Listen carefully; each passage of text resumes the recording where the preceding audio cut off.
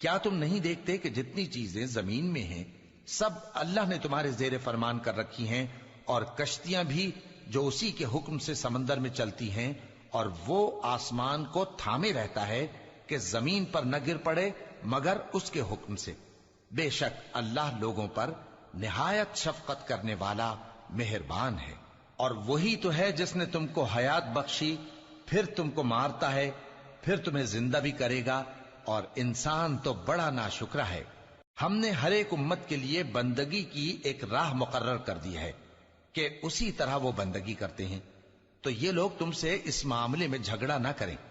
اور تم لوگوں کو اپنے پروردگار کی طرف بلاتے رہو، بے شک تم سیدھے رستے پر ہو۔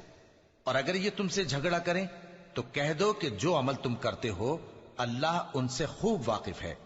جن باتوں میں تم اختلاف کرتے ہو اللہ تم میں قیامت کے روز ان کا فیصلہ